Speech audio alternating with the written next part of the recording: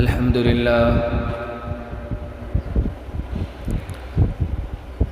لله رب العالمين والعاقبة للمتقين والصلاة والسلام على خاتم الأنبياء والمرسلين وعلى آله وأصحابه أجمعين.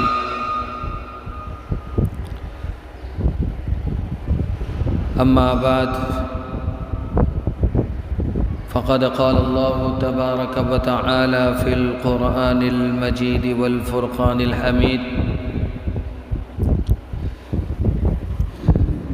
إن أول بيت وضع للناس للذي ببكة مباركا وهدى للعالمين فيه آيات بينات مقام إبراهيم ومن دخله كان آمنا ولله على الناس حج البيت من استطاع إليه سبيلا ومن كفر فإن الله غني عن العالمين.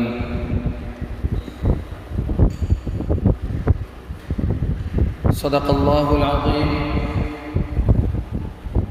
وصدق رسوله النبي الكريم ونحن على ذلك لمن الشاهدين والشاكرين والحمد لله رب العالمين.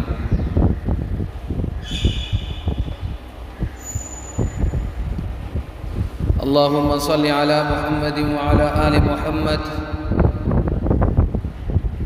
كما صليت على إبراهيم وعلى آل إبراهيم إنك حميد مجيد.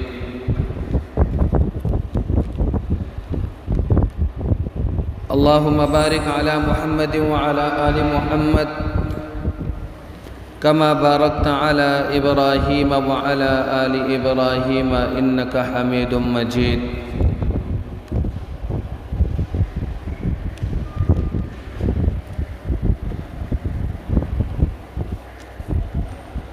میرے انتہائی واجب الاحترام قابل تکریم حضرات بزرگان دین،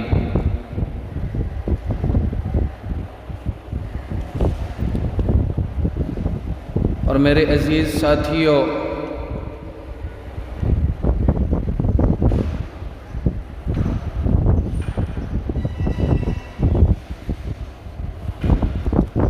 اسلام کی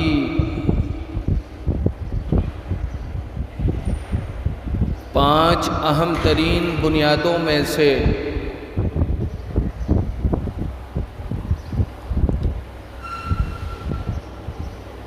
ایک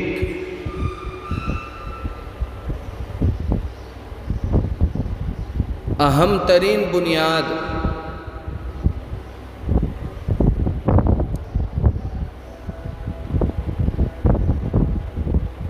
بیت اللہ الحرام کا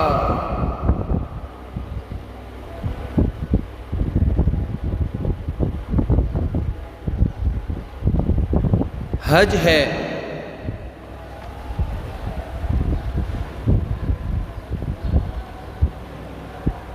اللہ رب العزت نے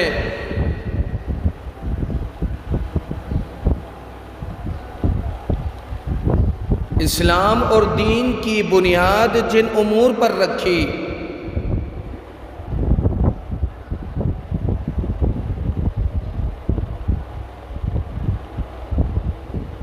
ان کی اہمیت، خصوصیت کا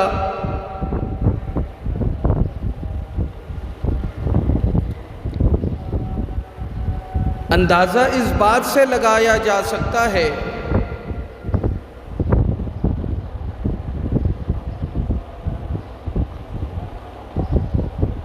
کہ جناب نبی کریم صلی اللہ علیہ وسلم نے ایمان کے جو مختلف شعبات ہیں،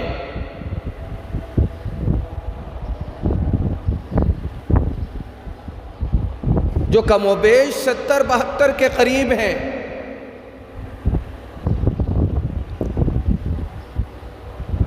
احادیث مبارکہ میں بالتفصیل موجود ہے،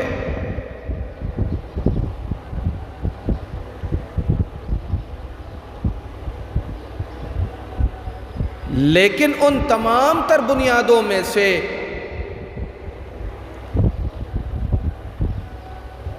ان تمام تر شعبہ جات میں سے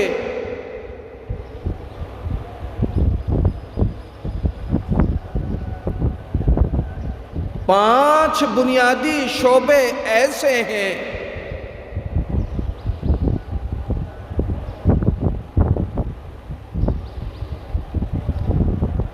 کہ جن کے بارے میں قرآن مجید اور جناب نبی کریم صلی اللہ علیہ وسلم نے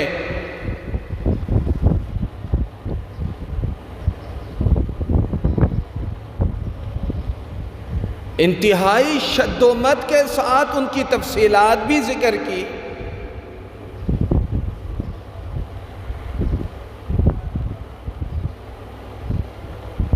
ان کی خصوصیات بھی ذکر کیے اور فضائل بھی ذکر کیے۔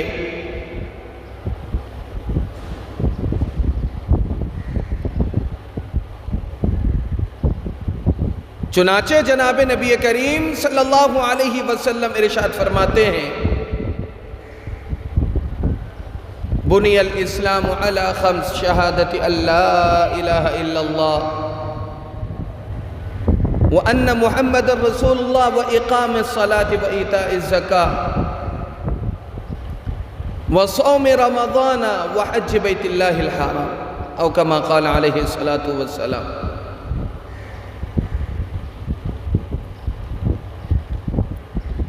کہ اسلام کی بنیاد 5 اہم ترین امور پر ہے۔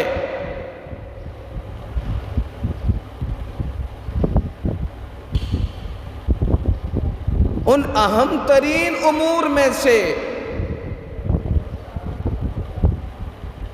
ان اہم ترین بنیادوں میں سے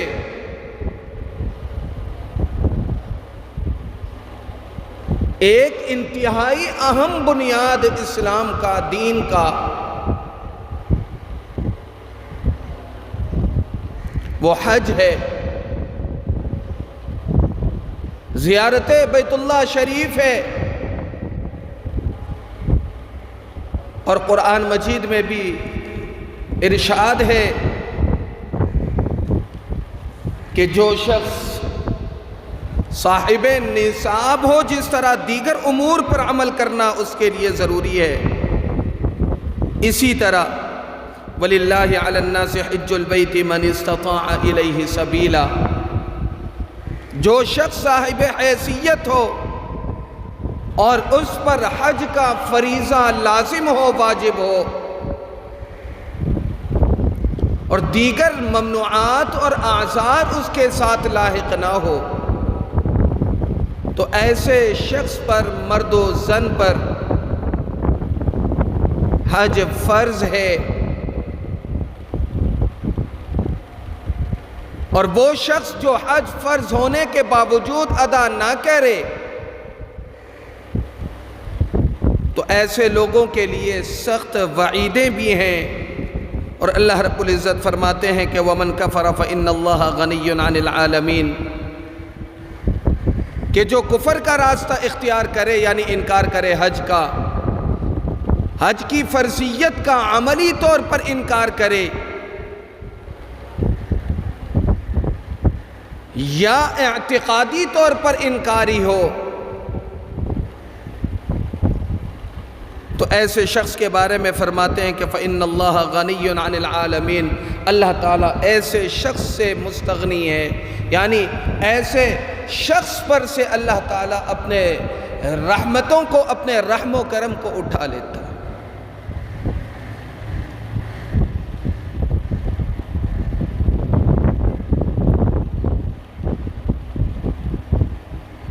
حج کا جو بنیادی طور پر تعلق ہے، وہ کس مہینے میں ہے، کن ایام میں ہے، کس مقام کے ساتھ ہے، وہ عام مسلمان بھی بخوبی جانتے ہیں۔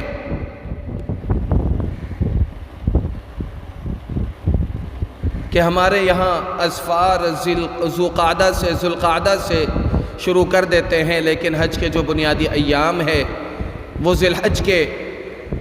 تقریباً 6، 7، 8، 9، 10، 11، 12، 13، 14، یہ تقریباً 7-8 دنوں پر مشتمل حج کے ایام ہوتے ہیں، اور بیت اللہ شریف کے ساتھ، مزدلفہ کے ساتھ، عرفات کے ساتھ، مینا کے ساتھ حج کے مناسک وابستہ ہوتے ہیں۔ ان تمام تر مناسک کو ادا کرنے میں نہ صرف سنت ابراہیمی کو زندہ کرنا ہے بلکہ اللہ رب العزت کی طرف سے اس گھر کو جس کے بارے میں اللہ رب العزت نے فرمایا وَإِذْ جَعَلْنَا الْبَيْتَ مَثَابَةً لِلنَّاسِ وَأَمْنًا، کہ ہم نے بیت اللہ کو لوگوں کے لیے آمد و رفت کا مرکز بنایا، بیت اللہ شریف کو لوگوں کا، مسلمانوں کا مرکز بنایا، امن و امان کا گہوارہ بنایا،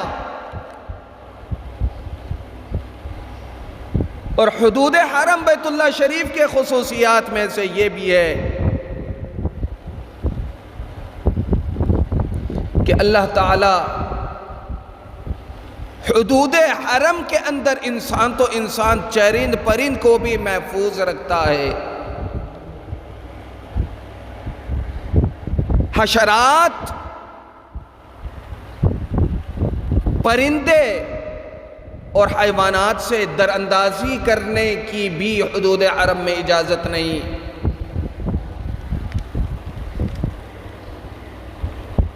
جب حدود حرم کی یہ خصوصیات ہیں تو بیت اللہ شریف کی کیا خاصیت ہوگی؟ تو میرے عزیزو، میرے دوستو، میرے بزرگو، آج کی اس مختصر نشست میں بیت اللہ شریف سے متعلق سورہ آل عمران کی آیت نمبر 96 میں جو 3 فضیلتیں اور آیت نمبر 97 میں جو 3 خصوصیات ذکر کی گئی ہیں، اور پھر آیت نمبر 97 کے آخر میں اگر کوئی شخص حج کا انکاری ہو، عملی طور پر یا اعتقادی طور پر، اس کے لیے کیا حکم ہے؟ آخر میں اس کو آپ حضرات کے گوش گزار کروا کر بیت اللہ شریف کی جو اہمیت، خصوصیات ہیں، اس کو دل و دماغ میں بٹھانے کی کوشش کروں گا تاکہ جو شخص صاحب استطاعت ہو، قدرت رکھتا ہو، وہ اپنے اس فریضے سے سبکدوش ہونے کے لیے ذہنی طور پر بھی تیار ہو، جسمانی طور پر بھی تیار ہو، کیونکہ اسلام کی بنیادوں میں سے ایک اہم ترین بنیاد حج بھی ہے۔ یہ وہ اہم ترین بنیاد ہے کہ جس کا انکار نہیں کیا جا سکتا، قرآن اور حدیث کے صریح نصوص میں، آیتوں میں واضح طور پر موجود ہے۔ تو میرے عزیزو، میرے دوستو، میرے بزرگو، اللہ رب العزت نے قرآن مجید کی سورہ آل عمران آیت نمبر 96 میں فرمایا ان اول بیت وضع للناس، کہ روئے زمین میں دولت خانہ ہو یا عبادت خانہ،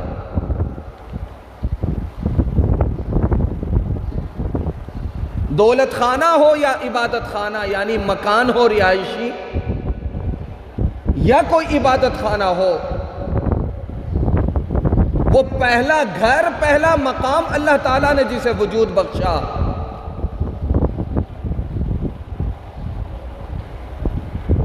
وہ بیت اللہ شریف ہے۔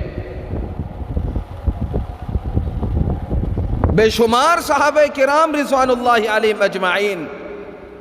جن میں حضرت عبداللہ ابن عمر، حضرت مجاہد، قتادہ اور حضرت سدی رضی اللہ عنہ وعنہم اجمعین، فرماتے ہیں کہ روئے زمین میں جو سب سے پہلا گھر معرض وجود میں آیا وہ بیت اللہ شریف ہے۔ سب سے پہلا گھر جو معرض وجود میں آیا وہ بیت اللہ شریف ہے۔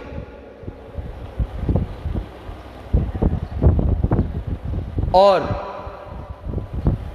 حضرت علی کرم اللہ وجہہ فرماتے ہیں کہ رہائشی مکانات بیت اللہ شریف سے پہلے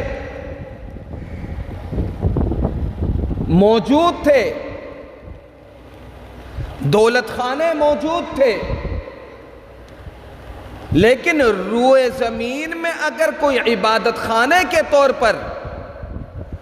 کوئی عبادت گاہ کے طور پر، مقدس مقام کے طور پر وجود میں آیا تو وہ پہلا عبادت خانہ بیت اللہ شریف کا تھا۔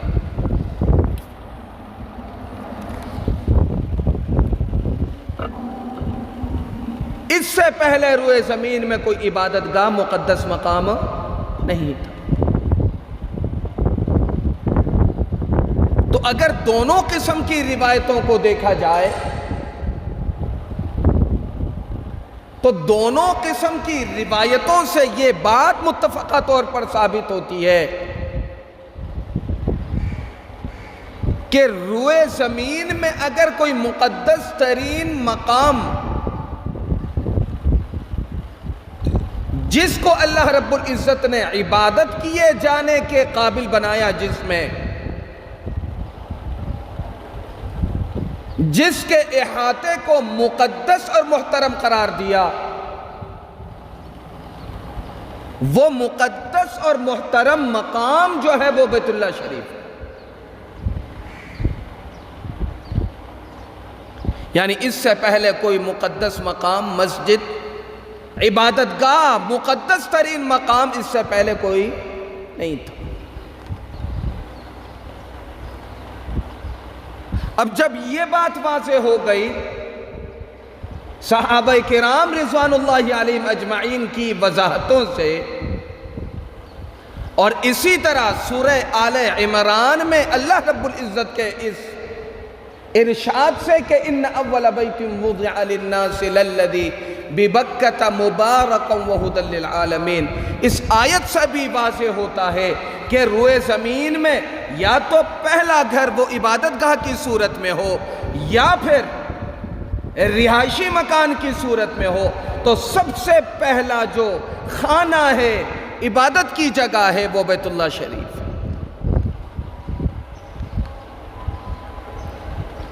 اب جب یہ بات واضح ہو گئی کہ سب سے پہلے عبادت کی جگہ بیت اللہ شریف ہے، تو اب اس بیت اللہ شریف کے تاریخی پس منظر کو بھی ذہن میں رکھنا ضروری کہ سب سے پہلی عبادت گاہ، مقدس مقام، محترم مقام کے جس کے بارے میں آتا ہے کہ من دخلہ کان آمنا، کہ جس میں اگر دشمن بھی داخل ہو جائے تو اس دشمن سے در اندازی کی اجازت نہیں، جانور اگر وہاں پھر رہا ہو اس سے در اندازی کی اجازت نہیں، پرندے گھوم رہے ہوں اس سے در اندازی کی اجازت نہیں، وہاں لوگ رہ رہے ہوں تو باہم بحث و مباحثے کی اجازت ہے۔ ایسا مقدس مقام، ایسا مقدس حدود کہ جس حدود میں عبادت کے واسطے اللہ تعالیٰ نے ایک مقام کو خاص کیا، جس مقام کو بیت اللہ شریف کہتے ہیں، جس مقام کو بیت اللہ شریف کہا جاتا ہے، اور بیت اللہ شریف کے مختلف ادوار میں، مختلف حالات میں 7 دفعہ اس کی تعمیرات ہوئی، 7 دفعہ بیت اللہ شریف کی تعمیرات ہوئی۔ اب یہ جو تعمیر جس شکل میں، جس صورت میں ہمارے سامنے ہے، یہ حجاج بن یوسف کی تعمیر ہے کہ جس کی حالات اور موقع کی مناسبت سے کچھ مرمت وغیرہ کا کام تو ہوتا ہے، لیکن بالاصل جو شکل و صورت باقی ہے یہ حجاج بن یوسف کی ہے، اور در حقیقت یہ حجاج بن یوسف نے اس شکل و صورت میں بحال رکھا کہ 5ویں دفعہ قریش نے جس طرز پر بیت اللہ شریف کی تعمیر کی تھی، اسی طرز پر قریش کے طرز تعمیر پر حجاج بن یوسف نے بحال رکھا، اور حجاج بن یوسف نے 7ویں دفعہ تعمیر کی۔ سب سے پہلی دفعہ روئے زمین میں اس مقدس مقام کی تعمیر کس نے کی؟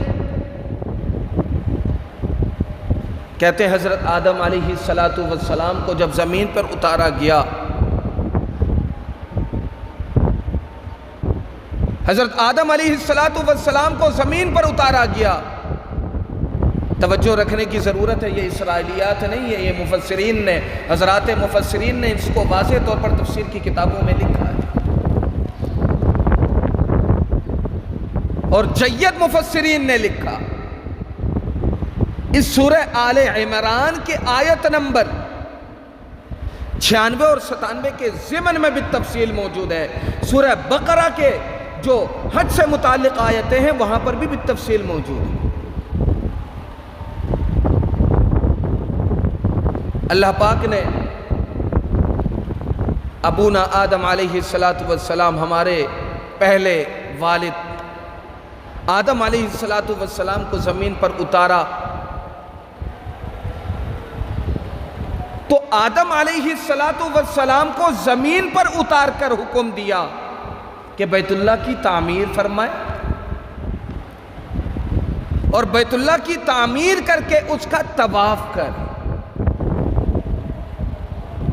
بیت اللہ کی تعمیر کر کے اس کا طواف کر۔ اب اس بات سے اندازہ لگایا جا سکتا ہے کہ حج جو اسلام کی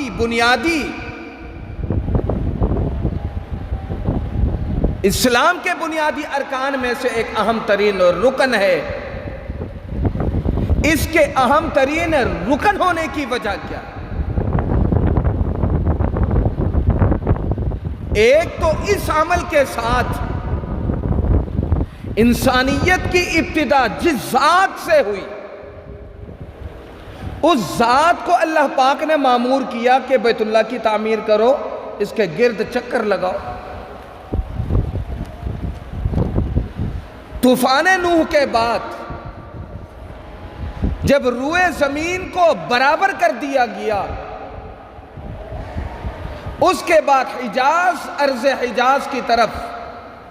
حضرت ابراہیم علیہ السلام کو ہجرت کا حکم ہوا،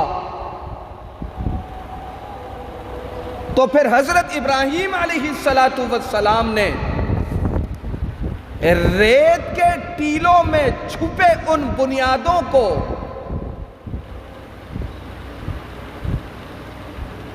فرشتوں کی نشاندہی پر واضح کیا، اور واضح فرما کر حضرت ابراہیم علیہ السلام نے اپنے لخت جگر اسماعیل ذبیح اللہ کے ساتھ مل کر بیت اللہ کی تعمیر کی۔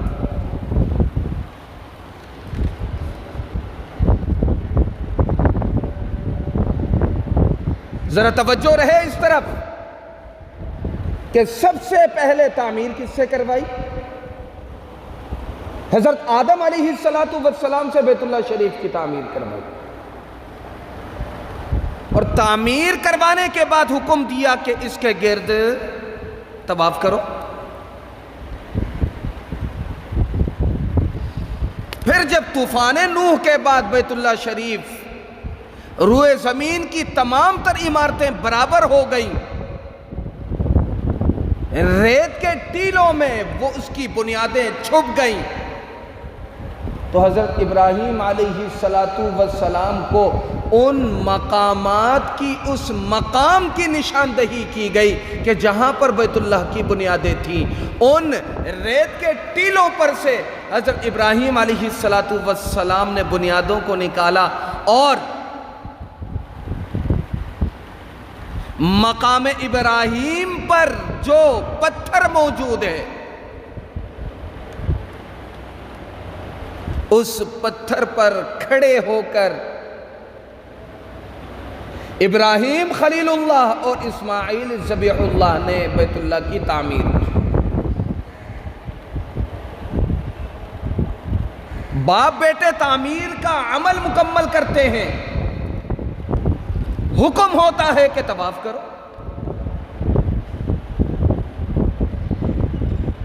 تو دیکھیے حضرت آدم علیہ السلام سے لے کر حضرت نوح علیہ السلام کے زمانے تک، طوفان نوح تک بیت اللہ شریف کا وجود جوں کا تو باقی تھا۔ طوفان نوح کے بعد جب بیت اللہ شریف کے در و دیوار منہدم ہوئے، بنیادوں کو اللہ رب العزت نے محفوظ رکھا، ان بنیادوں کو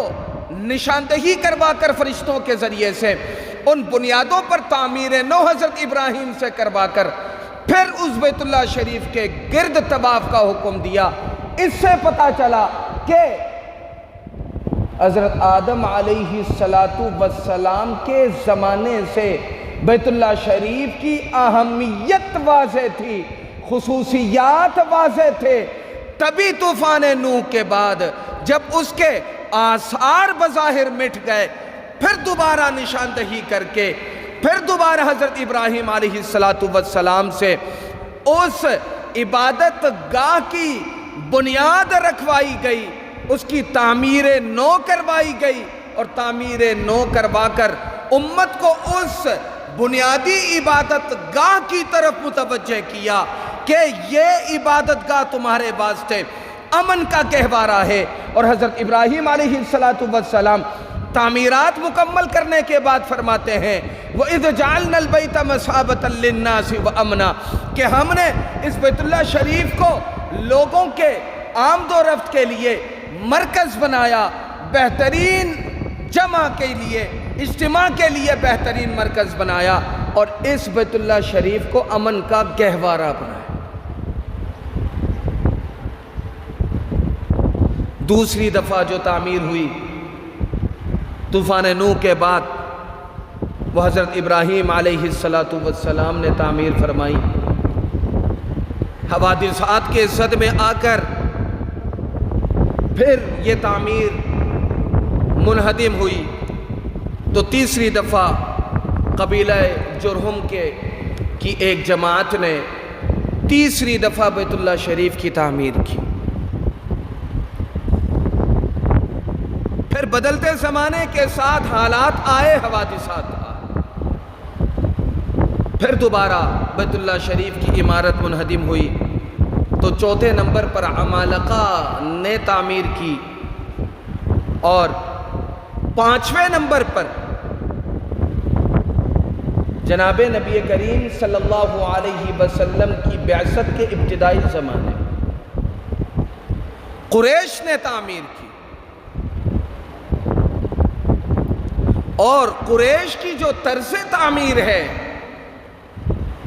اس میں اور بنائے ابراہیمی میں، یعنی ابراہیم علیہ السلام کی طرز تعمیر میں تین بنیادی فرق ہیں۔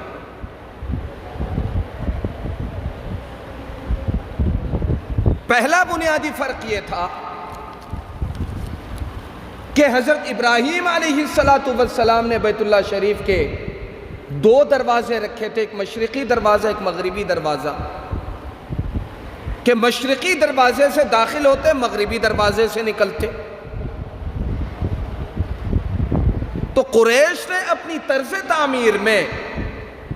مغربی دروازے کو بند کیا اور مشرقی دروازے کو بحال رکھا۔ پہلی تبدیلی قریش نے یہ کی،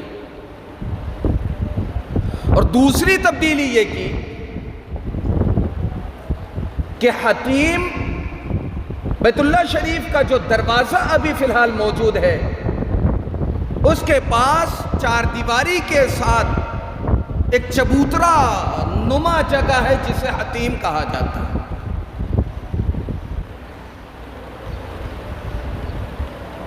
مربع شکل سے ہٹ کر لمبائی میں، چبوترے کے انداز میں، چبوترے کے طرز پر دروازے کے پاس حتیم ہے۔ یہ بیت اللہ شریف کا حصہ تھا بنائے ابراہیمی میں، اور قبیلہ جرہم نے جب تعمیر کی تھی تب بھی، اور عمالقہ نے جب تعمیر کی تھی تب بھی، لیکن 5ویں دفعہ جب قریش نے تعمیر کی تو اس چبوترے کو یعنی حتیم کو بیت اللہ شریف سے باہر رکھا گیا، اس پر 4 دیواری لگا دی گئی۔ تیسرا جو فرق ہے قریش نے کیا وہ یہ کہ بنائے ابراہیمی میں بیت اللہ شریف کا دروازہ نیچے سے تھا، دروازے میں اٹھان نہیں تھا، اونچائی پر دروازہ نہیں تھا کہ آپ کو سیڑھیوں پہ چڑھ کر جو ہے وہ بیت اللہ شریف کے دروازے تک پہنچنا پڑے، ایسا نہیں تھا۔ ہر کس و ناکس کے لیے رسائی ممکن تھی، لیکن بنائے ابراہیمی کے برخلاف جب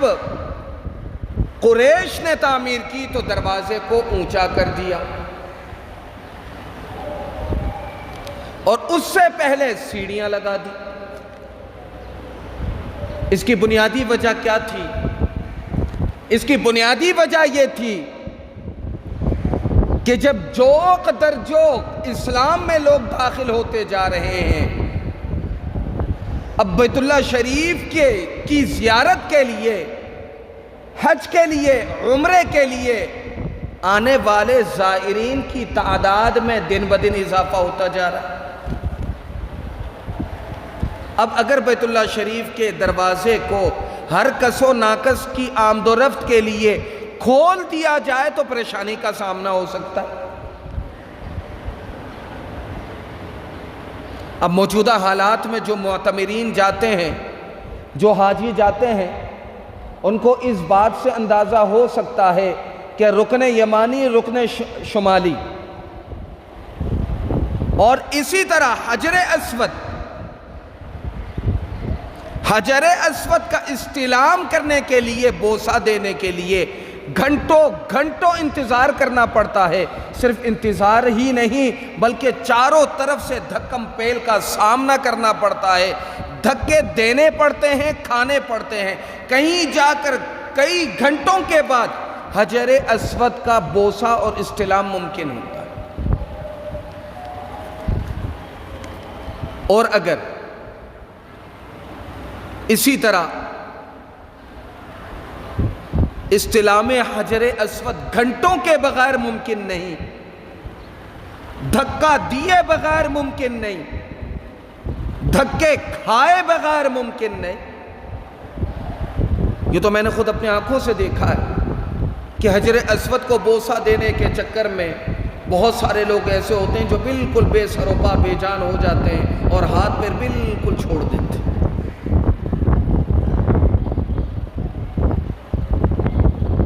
اسی طرح ملتزم کے پاس جہاں غلاف کعبہ اٹھا ہوا ہوتا ہے، دیوار کا کونا ہوتا ہے، اس کو چھونے کے لیے لوگوں کی بھیڑ لگی ہوئی ہے۔ مقام ابراہیم کی زیارت کے لیے جو بیت اللہ شریف کے حجر اسود اور ملتزم کے بالکل درمیان میں ہے، وہاں ایک الگ رش لگا ہوا۔ بعض دفعہ انتظامیہ کو ان مقامات پر قناتیں لگانی پڑ جاتی، قناتیں لگانی پڑ جاتی ہیں، خواتین بھی رش میں گھس جاتے ہیں، مرد بھی گھس جاتے ہیں، بوڑھے بھی گھس جاتے ہیں، اور بڑی مشکلوں سے جانے کا راستہ تو ہوتا ہے، نکلنے کا راستہ نہیں ہوتا۔ تو قریش نے جناب نبی کریم صلی اللہ علیہ وسلم کے ابتدائی رسالت کے زمانے میں 5ویں دفعہ جو تعمیر کی، اس 5ویں تعمیر میں بنائے ابراہیمی سے 3 باتیں مختلف تھیں۔ ان میں سے تیسری بات کیا ہے کہ بیت اللہ شریف کا جو دروازہ ہے، خانہ کعبہ کا جو دروازہ ہے، وہ اونچائی پر رکھا گیا اور سیڑھیوں کے اسٹیپ بنائے گئے تاکہ اس جگہ جا کر کوئی دھکم پیل نہ کرے اور ہر کس و ناقص اندر داخل ہونے کی کوشش نہ کرے۔ یہ تاریخی باتیں ہیں، اس سے واقفیت ہر مسلمان کے لیے ضروری ہے۔ پہلا گھر، پہلا عبادت گاہ بیت اللہ شریف۔ تعمیر پہلی دفعہ کس نے کی؟ حضرت آدم نے۔ دوسری دفعہ کس نے کی؟ حضرت ابراہیم علیہ السلام نے۔ تیسری دفعہ کس نے کی؟ قبیلہ جرہم کی ایک جماعت نے۔ چوتھی دفعہ تعمیر کی عمالقہ نے۔ پانچویں دفعہ جناب نبی کریم صلی اللہ علیہ وسلم کے ابتدائی نبوت کے زمانے میں قریش نے کی، اور اس قریش کی طرز تعمیر میں بنائے ابراہیمی سے 3 بنیادی فرق تھے۔ وہ 3 بنیادی فرق کیا ہے؟ کہ قریش نے دروازہ اوپر رکھا، بنائے ابراہیمی میں دروازہ فرش سے متصل تھا، ہر کس و ناقص کے لیے اندر جانا ممکن تھا، ہر کس و ناقص کے لیے اندر جانا ممکن تھا۔ اور دوسرا فرق کیا رکھا کہ حتیم جو چبوترا ہے دروازے کے قریب، جو باہر کی طرف نکلا ہوا ہے، آگے سے جا کر تھوڑی سی گولائی میں اور لمبائی میں ہے، یہ پہلے بیت اللہ کا حصہ ہوا کرتا تھا بنائے ابراہیمی میں، دیگر تعمیرات میں، لیکن قریش نے اسے بیت اللہ شریف سے باہر رکھا۔ 2 فرق۔ اور تیسرا جو بنیادی فرق ہے وہ یہ ہے کہ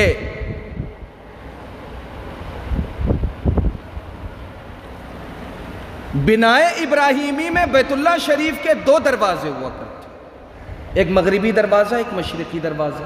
مشرقی دروازے سے داخل ہوتے، مغربی دروازے سے نکلتے، لیکن قریش نے صرف ایک مشرقی دروازہ رکھا اور مغربی دروازے کو بند کر دیا۔ اس کے بعد جناب نبی کریم صلی اللہ علیہ وسلم، حضرت عائشہ صدیقہ رضی اللہ تعالی عنہ فرماتی ہیں کہ وقتاً فوقتاً اس خواہش کا اظہار فرمایا کرتے تھے کہ میرا جی چاہتا ہے کہ بیت اللہ شریف کی طرز تعمیر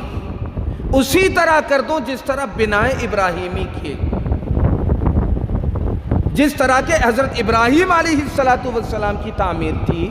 2 دروازوں کے ساتھ۔ حتیم بیت اللہ شریف کے اندر دروازہ نیچے کی طرف، دروازے میں اٹھان نہیں، تو میرا جی چاہتا ہے کہ میں اس طرز پر تعمیر کر دوں تاکہ حضرت ابراہیم علیہ السلام کی سنت یادگار اور طرز تعمیر بحال رہے۔ لیکن حضرت عائشہ صدیقہ رضی اللہ تعالی عنہ اور دیگر صحابہ کرام رضوان اللہ علیہم اجمعین فرماتے ہیں، اسلام کا ابتدائی زمانہ تھا، فتح مکہ کا زمانہ قریب کا تھا، بار بار اگر منہدم کر کے تعمیر کرنے کا تسلسل رکھا جاتا تو بار بار توڑنے اور بنانے کی وجہ سے اس مقام کی جو عظمت ہے، مرتبت ہے، وہ لوگوں کے دلوں سے گر جاتا، اور جو ابتدائے اسلام میں ہے، یعنی نئے اسلام قبول کر کے اسلام میں داخل ہوئے ہیں، ان کے دل و دماغ میں بھی فتور کے آنے کا یا خلجان آنے کا اندیشہ ہوتا کہ ان کا جو اولین گھر ہے، عبادت گاہ ہے، اس کو بار بار طرز تعمیر کے نام پر توڑا جاتا ہے، اس کی مرمت کی جاتی ہے، اس کو منہدم کیا جاتا ہے۔ تو یوں بیت اللہ شریف کا جو عظمت ہے لوگوں کے دل اور دماغ میں، وہ اتر جاتا ہے۔ اب دیکھیں، ایک مسجد کی عظمت تو آپ کے دل و دماغ میں تب تک ہے نا جب تک وہ مسجد تعمیر ہے، اور اگر کوئی بے وجہ آ کر بس آپ کا دل چاہ رہا ہے کہ اس بیت اللہ شریف کے ساتھ آپ کی حکومت کی یادیں وابستہ ہوں اور تاریخ رقم کرے کہ آپ نے بھی اس کی تجدید نو میں اپنا حصہ ڈالا، کیونکہ ہر حاکم کی یہی خواہش ہوتی ہے۔ آپ کی خواہش اپنی جگہ کہ تاریخ آپ کو یاد رکھے، لیکن آپ کی خواہش کی وجہ سے بیت اللہ شریف کی جو وقعت ہے، عظمت ہے، وہ لوگوں کے دل سے اتر جائے۔ کیونکہ بیت اللہ شریف کو بار بار تعمیر کرنا، بار بار منہدم کرنا، بار بار تعمیر کرنا، بار بار منہدم کرنا، یہ اچھی بات نہیں ہے۔ پھر اس کے بعد جناب نبی کریم صلی اللہ علیہ وسلم پردہ فرما گئے۔ خلفائے اربعہ کا زمانہ آیا۔ خلفائے اربعہ کے بعد چھٹے نمبر پر حضرت عبداللہ ابن زبیر جو بھانجے تھے حضرت عائشہ صدیقہ رضی اللہ تعالی عنہ کے، ان کی حکومت آئی تو انہوں نے اپنی خالہ سے جناب نبی کریم صلی اللہ علیہ وسلم کی وہ خواہش سن رکھی تھی کہ میرا جی چاہتا ہے کہ میں بیت اللہ شریف کی تعمیر اس طرز پر کروں جس طرز پر حضرت ابراہیم علیہ السلام نے۔ تو حضرت عبداللہ ابن زبیر رضی اللہ تعالی عنہ نے بیت اللہ شریف کو منہدم فرما کر اس طرز پر تعمیر کیا کہ جس طرز پر حضرت ابراہیم علیہ السلام نے تعمیر فرمایا تھا، یعنی بیت اللہ شریف کا جو دروازہ ہے وہ نیچے کو رکھا، حتیم کو ساتھ میں شامل کر دیا اور دو دروازے کر دیے، مشرقی اور مغربی۔ پھر قسمت زیادہ دنوں تک حضرت عبداللہ ابن زبیر رضی اللہ تعالی عنہ پر مہربان نہ رہ سکی۔ حجاج کا زمانہ آیا۔ حجاج بن یوسف کے بارے میں آپ لوگ تو جانتے ہی ہیں کہ کتنے طاقتور اور کتنے زیادہ نہ ماننے والے بادشاہ تھے، کیونکہ کسی بھی قسم کے سخت جملے سے جو ہے وہ میں گریز اس وجہ سے کر رہا ہوں کہ قرآن مجید کے ساتھ جو حجاج بن یوسف کی مہربانیاں ہیں وہ یاد رکھنے کے خاطر، ان کا طرز اپنی جگہ، قرآن مجید میں جو نقطے لگے، جو اعراب لگے، وہ حجاج کی مہربانی ہے۔ بہرحال من دخلہ کان آمنا، جو حرم میں داخل ہو گیا وہ اس نے امن پا لیا۔ حرم میں اگر اپنے دشمن کا سامنا ہو جائے، اس دشمن سے بھی دراندازی کرنے کی اجازت نہیں۔ بیت اللہ شریف کے حدود میں طواف کے درمیان دیکھا ہوگا دھکم پہل ہوتی ہے، پلٹ کر دیکھنے کی اجازت نہیں، بھڑنے کی اجازت نہیں۔ دھکا لگ گیا تو معافی ہے۔ بعض لوگوں کو دیکھا ہوگا آپ نے کہ دھکا لگ جائے تو بھاگ کے آتے ہیں، زور سے دھکا دیتے ہیں۔ ارے بھائی بیت اللہ شریف ہے، اللہ کا گھر سامنے ہے، من دخلہ کان آمنا۔ حضرت عبداللہ ابن زبیر رضی اللہ تعالی عنہ کی حکومت ہے۔ بھانجے تھے کن کے؟ حضرت عائشہ صدیقہ رضی اللہ تعالی عنہ کے۔ آپ نے جناب نبی کریم صلی اللہ علیہ وسلم کی خواہش کی تکمیل کرتے ہوئے بیت اللہ کی تعمیر بنائے ابراہیمی کے طرز پر کی، اور پھر حجاج بن یوسف نے مکۃ المکرمہ پر حملہ کیا اور بیت اللہ شریف کے حدود میں کئی دنوں تک جنگیں رہی، قتل و قتال رہا، اور اسی جنگ میں عبداللہ ابن زبیر رضی اللہ تعالی عنہ شہید بھی ہوئے۔ اور پھر حکومت آئی حجاج بن یوسف کے ہاتھ میں، حکومت آئی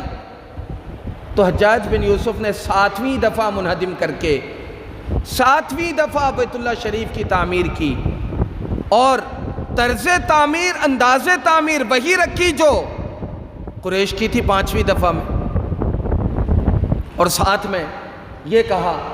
کہ جس وقت جناب نبی کریم صلی اللہ علیہ وسلم وصال فرما رہے تھے، اس وقت بنائے کعبہ یعنی کعبۃ اللہ کی جو تعمیر تھی وہ قریش کے طرز پر تھی، تو لہٰذا عبداللہ ابن زبیر کا اس تعمیر کو، اس طرز کو بدل دینا یہ غلط ہے۔ تبھی اس تعمیر کو کس طرز پر بحال رکھا جائے؟ کس طرز پر بحال رکھا جائے؟ یعنی قریش کے طرز پر بحال رکھا جائے، یعنی جس تعمیر کو جناب نبی کریم صلی اللہ علیہ وسلم، جس طرز کو جناب نبی کریم صلی اللہ علیہ وسلم چھوڑ کر گئے تھے، اسی طرز پر رکھا جائے۔ 7ویں دفعہ اور آخری دفعہ حجاج بن یوسف نے بنائے قریش پر بیت اللہ شریف کی تعمیر کی، وہی حتیم کو باہر رکھا، 2 دروازوں میں سے مغربی دروازہ بن رکھا، اور اسی طرح دروازے کو اٹھان کے ساتھ اونچائی پر رکھا۔ اور پھر بعد کی حکومتیں، میں نے آپ کو کہا کہ ہر کسی کی خواہش ہوتی ہے کہ اللہ کے گھر میں کچھ نہ کچھ حصہ لگے، اللہ کے گھر میں اپنی دور حکومت کا کوئی ایسا کام اس کے ساتھ کر کے جائے کہ رہتی دنیا تک وہ خدمت یاد رہے۔ ہر بادشاہ کی حکومت رہی۔ پھر اس کے بعد میں آنے والے حاکموں نے، بادشاہوں نے بار بار خواہش کی، بعضوں نے، صحابہ کرام رضوان اللہ علیہم اجمعین اس وقت بھی زندہ تھے، حیات تھے، اکثر و بیشتر صحابہ کرام رضوان اللہ علیہم اجمعین کی یہ خواہش رہتی تھی کہ جناب نبی کریم صلی اللہ علیہ وسلم کی خواہش اور چاہت کے مطابق بنائے ابراہیمی پر بیت اللہ کو رکھا جائے۔ حجاج بن یوسف نے 7ویں دفعہ بنائے قریش پر بیت اللہ کو رکھا۔ اب صحابہ کی خواہش بعد میں کیا رہی کہ بیت اللہ شریف کو بنائے ابراہیمی پر رکھا جائے۔ حضرت ابراہیم علیہ السلام نے جس طرز پر تعمیر فرمایا تھا اس طرز پر رکھا جائے، لیکن اس وقت کے بہترین عالم، مفتی اور مجتہد عالم مالک ابن انس رحمہ اللہ، انہوں نے فتویٰ دیا کہ بیت اللہ شریف کے طرز تعمیر کو بدلنے کے غرض سے اگر ہر آنے والے حاکم کو اسے منہدم کرنے کی اجازت دی جائے، پھر کھڑا کرنے کی اجازت دی جائے، پھر منہدم کرنے کی اجازت دی جائے، تو پھر ہر آنے والا حاکم سب سے پہلے بیت اللہ شریف کی طرف رخ کرے گا اور پھر اسے منہدم کرے گا، پھر اس کی تعمیر نو کرے گا۔ اگلی حکومت آئے گی، پچھلی حکومتوں کے ساتھ اس کی نہ بنتی ہوگی، تو پھر آ کر اس تعمیر کو گرائے گا، پھر اس کی تعمیر کی جائے گی۔ کیوں؟ اس وجہ سے کہ ہر آنے والے کو جانے والے کے اندر تمام تر خرابیاں نظر آتی، ہر آنے والے کو جانے والے کے اندر تمام تر خرابیاں نظر آتی ہیں۔ جب تک ہوتے ہیں اس وقت تک صادق و امین ہوتے ہیں، جب چلے جاتے ہیں تو چور ڈاکو چمار ہو جاتے۔ کسی کی رکھی گئی بنیاد دوسرا برداشت نہیں کرتا، ورنہ حضرت عبداللہ ابن زبیر رضی اللہ تعالی عنہ نے جس طرز پر تعمیر فرمایا تھا اس طرز پر تعمیر کو بحال رکھنے میں کوئی حرج تو نہیں تھی، کوئی حرج کی بات تو نہیں تھی۔ یہ تو حضرت عبداللہ ابن زبیر رضی اللہ تعالی عنہ نے جناب نبی کریم صلی اللہ علیہ وسلم کی اس خواہش کی تکمیل کی تھی کہ جس خواہش کا جناب نبی کریم صلی اللہ علیہ وسلم نے حضرت عائشہ صدیقہ رضی اللہ تعالی عنہ کے سامنے، دیگر صحابہ کرام رضوان اللہ علیہ مجمعین کے سامنے جا بجا ذکر کیا۔ اب اگر عبداللہ ابن زبیر رضی اللہ تعالی عنہ کو حدود حرم میں شہید کیا جائے اور ان کی حکومت پر تسلط قائم کیا جائے، تو پھر ان کی یادگار جو بیت اللہ کے ساتھ ہے، تو حجاج بن یوسف بھلا اس یادگار کو کیسے بحال رکھتے؟ تو حضرت مالک بن انس رحمہ اللہ نے یہی جو تبدیلیاں وقت کے ساتھ ساتھ نظر آ رہی تھی، یا جو تماشا بیت اللہ شریف کے ساتھ ہونے والا تھا، اس سے روکنے کے لیے فتویٰ دیا کہ اب کسی بھی قسم کی تعمیر نو بیت اللہ شریف کے ساتھ نہ کیا جائے۔ بیت اللہ شریف کے ساتھ تعمیر نو منہدم کر کے کسی قسم کا نہ کیا جائے۔ اور حجاج بن یوسف کی اس تعمیر کے بعد سے لے کر جو یہ فتویٰ دیا گیا، اس کے بعد سے لے کر آج تک کے زمانے میں اس کی اصلاح اور مرمت کا کام وقت اور حالات کے مطابق تو رہے، وقت اور حالات کے مطابق مرمت کا کام تو رہا، اصلاح کا کام تو رہا، لیکن منہدم کر کے تعمیر کرنے کا کام نہ رہا۔ تو میرے عزیزو، یہ وہ بیت اللہ شریف ہے کہ جس بیت اللہ شریف کے بارے میں سورہ آل عمران کی آیت نمبر 96 میں اللہ رب العزت فرماتے ہیں ان اول بیت وضع للناس للذی ببکۃ مبارک۔ سب سے پہلی فضیلت کہ روئے زمین میں جب رہائشی مکان بھی نہیں تھا، عبداللہ ابن عمر رضی اللہ تعالی عنہ کی روایت ہے، مجاہد کی روایت ہے، قتادہ کی روایت ہے، سدی کی روایت ہے، ان تمام صحابہ کی روایت ہے کہ جب کوئی رہائشی مکان بھی نہیں تھا، اس وقت روئے زمین میں اللہ رب العزت کا یہ گھر بیت اللہ شریف موجود تھا۔ حضرت علی کرم اللہ وجہہ فرماتے ہیں کہ روئے زمین میں دیگر مکانات رہائشی جس کو دولت خانہ کہا جاتا ہے فارسی میں، دولت خانے تو موجود تھے لیکن عبادت خانہ کوئی موجود نہ تھا سوائے بیت اللہ کے۔ اور اسی آیت کی طرف، اسی بات کی طرف جناب نبی کریم صلی اللہ علیہ وسلم کے ارشادات بھی جو ہے وہ اشارہ کرتے ہیں، اور اللہ رب العزت کا یہ فرمان بھی ان اول بیت وضع للناس للذی ببکۃ مبارک، یہ وہ پہلا گھر ہے جس کی تعمیر کا حکم حضرت آدم کو ہوا، تعمیر کے بعد طواف کا حکم، اور یہ وہ پہلا گھر ہے جس کے نشانات مٹنے کے بعد طوفان نوح کے بعد حضرت ابراہیم علیہ السلام سے ریت کے ٹیلوں سے نشانات، بنیادیں نکال کر تعمیر کا حکم، تعمیر کے بعد طواف کا حکم۔ یہی وہ طواف ہے کہ جس کا حکم آدم علیہ السلام کو تھا، جس کا حکم حضرت ابراہیم علیہ السلام کو تعمیر نو فرما کر کیا گیا، تو کیا درمیان کے جتنے انبیاء تھے یہ مستثنیٰ تھے؟ مستثنیٰ تھے؟ درمیان کے انبیاء بھی مستثنیٰ نہیں تھے۔ جب درمیان کے انبیاء مستثنیٰ نہیں تھے تو پھر اس رکن کا جو بنیادی حیثیت اسلام میں ہے، اس کی اہمیت اور خصوصیت کا اندازہ اس بات سے لگایا جا سکتا ہے کہ حضرت آدم علیہ السلام سے لے کر جناب نبی کریم صلی اللہ علیہ وسلم تک تمام انبیاء کو اور ان کے ماننے والوں کو بیت اللہ شریف کی طواف کا حکم تھا، اور یہی بیت اللہ شریف کا طواف جو ہے حج کے بنیادی ارکان میں سے ایک رکن ہے، بنیادی ارکان میں سے ایک رکن ہے۔ اگر آپ حج میں بیت اللہ شریف کا طواف چھوڑ دیں، عمرہ چھوڑ دیں، تو حج آپ کا مکمل نہیں ہو سکتا۔ تو میرے عزیزو، میرے دوستو، یہ حج کا موسم ہے۔ جن لوگوں کو اللہ تعالیٰ نے توفیق دی، ابھی اس حوالے سے مزید جو ہے وہ تفصیلات، 2 قسم کے خصوصیات، 3 قسم کے خصوصیات اور حج نہ کرنے پر وعید، اور اسی طرح 2 قسم کے فضائل مزید باقی ہیں۔ اللہ تعالیٰ جو لوگ گئے ہیں ان کے حجوں کو قبول کریں، اور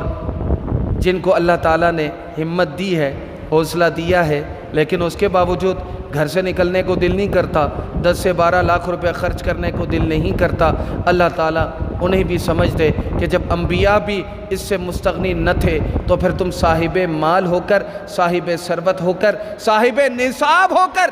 تم کیسے مستثنا ہو سکتے ہو؟ اگر تم اپنے آپ کو مستثنا سمجھتے ہو یا مستثنا رکھنا چاہتے ہو، اس حکم سے بری رکھنا چاہتے ہو، تو پھر یہ بات یاد رکھنا کہ دین کے جو 5 بنیادی اراکین ہیں ان میں سے 5ویں رکن کا انکار کر رہے ہو، اور تم نے اگر 5ویں رکن کا انکار کیا، اللہ رب العزت نے ان آیتوں میں آگے جا کر فرما دیا کہ اللہ رب العزت ایسے لوگوں سے بری ہے کہ جن لوگوں نے حج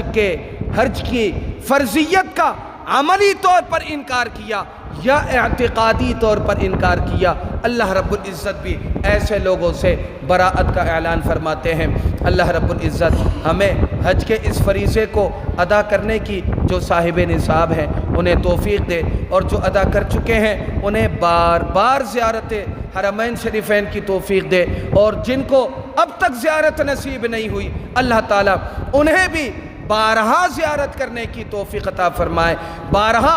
زیارت کرنے کی حرمین شریفین کی توفیق عطا فرمائے، ان مقامات مقدسہ میں جا کر مناسک حج ادا کرنے کی توفیق عطا فرمائے، جن مناسک کو جن مقامات پہ جا کر ابراہیم خلیل اللہ اور اسی طرح اسماعیل ذبیح اللہ نے اسلام کی یادوں کی بنیادیں رکھی، اللہ تعالیٰ ان بنیادوں کے ساتھ ہمیں اپنی وابستگی رکھنے کی توفیق عطا فرمائے۔ وآخر دعوانا ان الحمدللہ رب العالمین۔